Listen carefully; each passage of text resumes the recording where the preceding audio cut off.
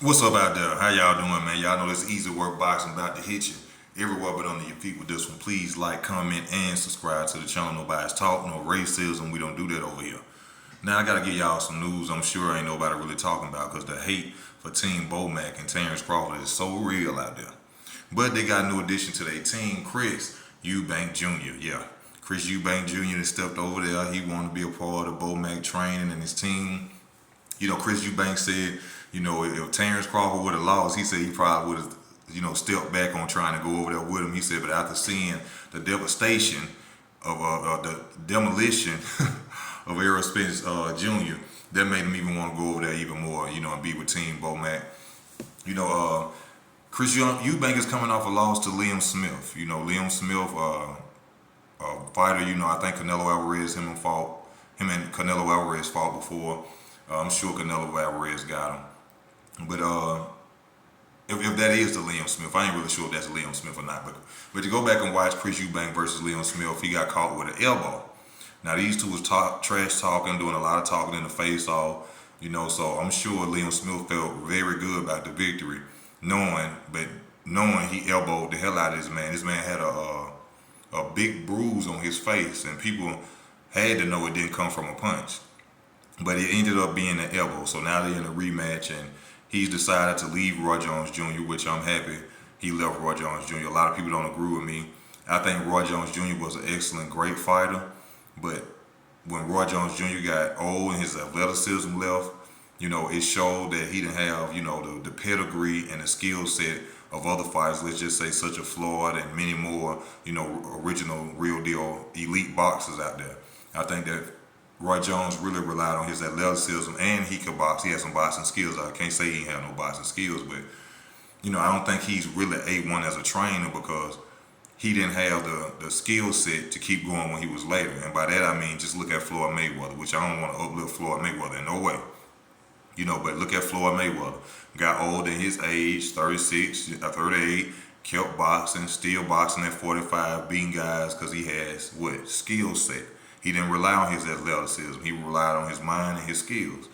But Chris Eubank has decided to leave, which is good because I didn't like him copying Roy Jones' style. Me personally, as a trainer, Roy Jones should have told him, don't be out there trying to be like me. You see in the Liam Smith fight, he walking around with his hands down and, trying to do the Roy Jones. Still did good for the first couple of rounds. But eventually, he ended up getting caught against the ropes, standing against the ropes, getting caught.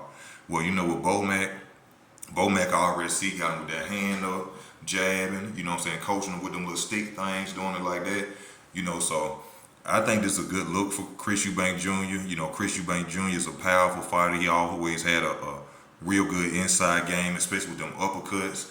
I think Bomac and them gonna work on, his style and make him better at his style. Liam Smith is in trouble for this fight, just to let y'all know. Not just saying it because I'm not a fan of Liam Smith, but he was losing the first fight before the elbow. So I'm really thinking that with Team Bomac beside him, and the Terrence Crawford team all around him, he gonna become a better fighter, when this fight happen.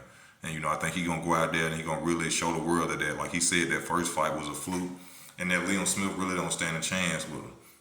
And I think this is very good for him. I think now we may eventually probably see Chris Eubank Jr., finally get a title shot or become a champion, world champion.